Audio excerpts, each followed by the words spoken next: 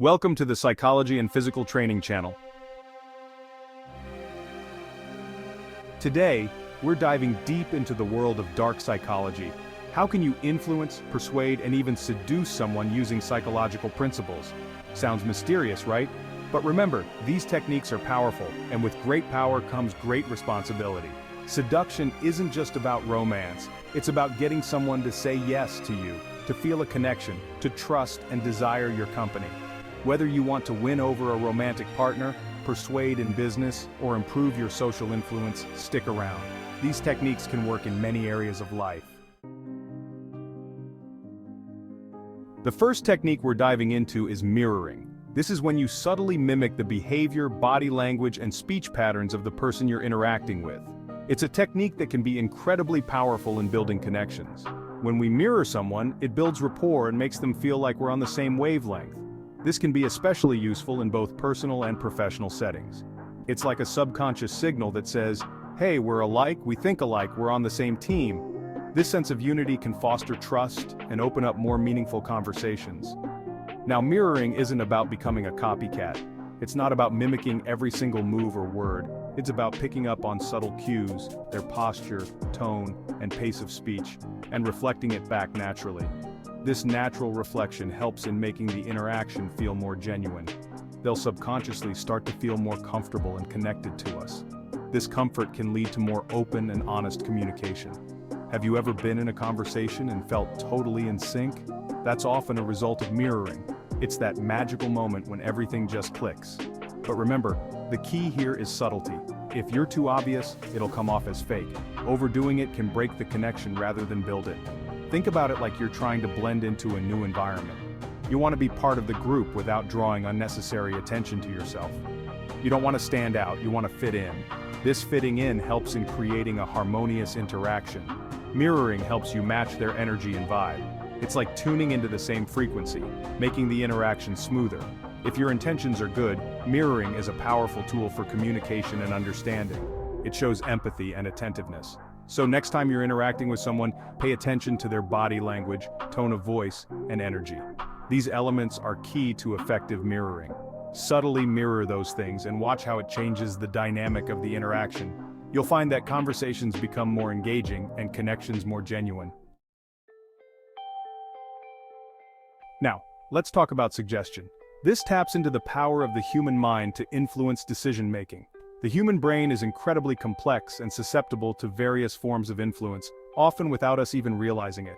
People are more likely to do something when they feel it's their idea. This sense of ownership over a decision can significantly increase their commitment to it. We're constantly influenced by subtle cues and suggestions from the world around us. These can come from advertisements, social interactions, or even the environment we find ourselves in. Think about it, have you ever had a friend recommend a movie and you're like, nah, but later decide to watch it? This is a perfect example of how a simple suggestion can take root in your mind. Your friend planted a seed, and it took root in your subconscious. Over time, this seed grew, and you eventually acted on it, thinking it was your own idea. You can use subtle cues to plant ideas in their mind, making them feel like they're making the choice. This can be done through body language, tone of voice, or even the words you choose. This technique works because it plays on a psychological principle called confirmation bias. Confirmation bias is the tendency to search for, interpret, and remember information in a way that confirms one's pre-existing beliefs or values. By planting a suggestion that aligns with their existing beliefs or desires, you're giving their brain a little dopamine hit.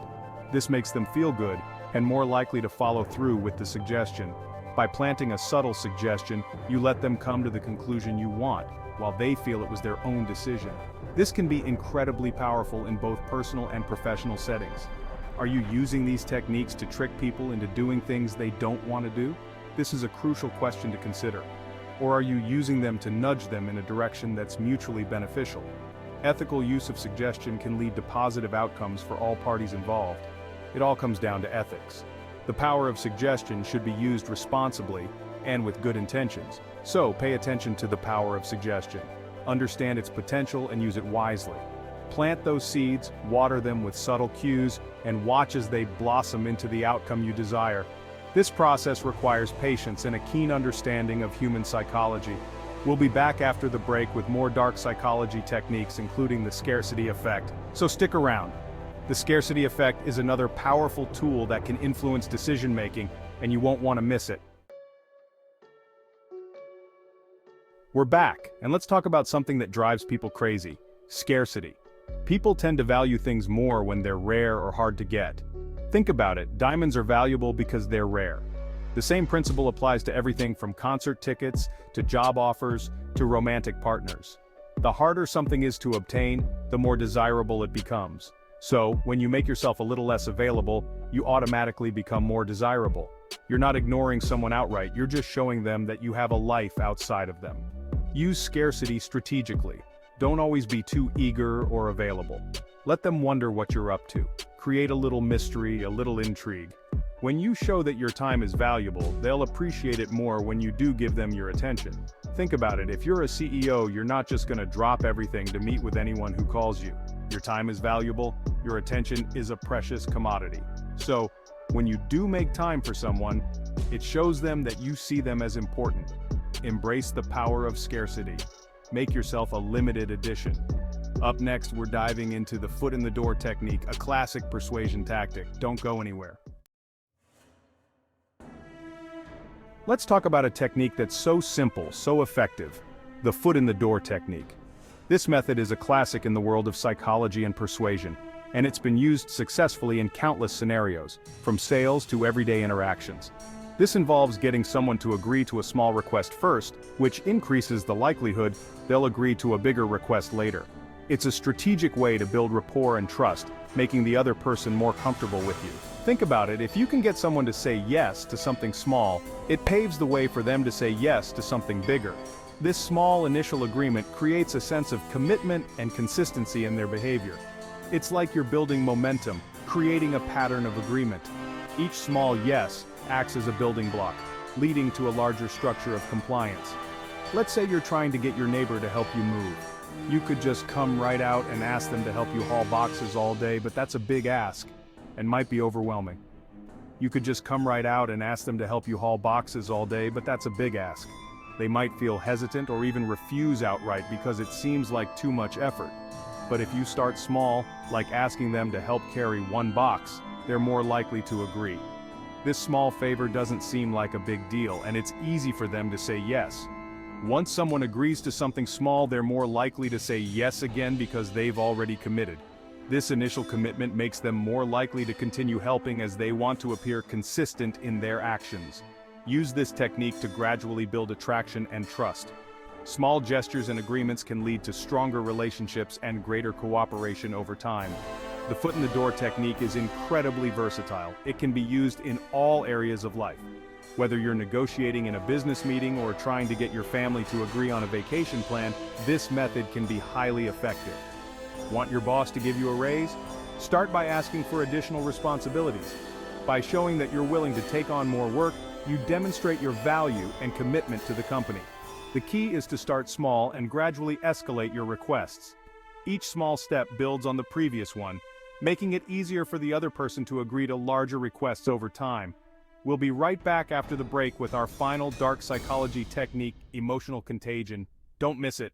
This next technique will show you how emotions can spread like wildfire, influencing those around you in powerful ways.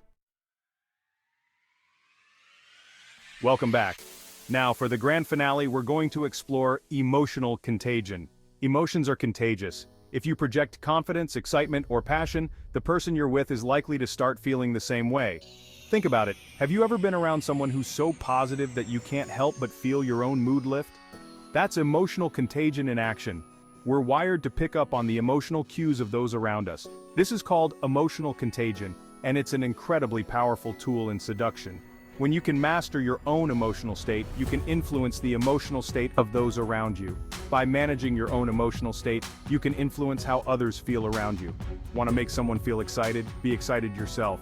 Want to create intimacy? Use calm, slower speech to mirror the mood you want to create. Now I know what you're thinking. Joe, I can't just fake it till I make it, right? And you're right, authenticity is key. But you can actually shift your own emotional state by changing your physiology. So, the next time you're interacting with someone, be mindful of the emotional state you're projecting. Now, before we go any further, I have to emphasize something very important: ethics. These techniques are powerful, but they should never be used to manipulate or hurt someone. Always use them responsibly, with respect, and with good intentions. The goal here isn't to control people, it's to build genuine connections. Dark psychology can sound like a scary term, but it's just a tool. It's up to you how you use it. Be mindful and ethical. Thanks for watching. I hope you found these insights helpful. If you did, give this video a thumbs up and don't forget to hit the subscribe button for more deep dives into psychology, influence, and personal development. Leave a comment below if you have any questions or if you want me to cover more techniques in future videos. Until next time, keep learning, stay curious, and use your knowledge wisely. Thanks for joining me today on this journey.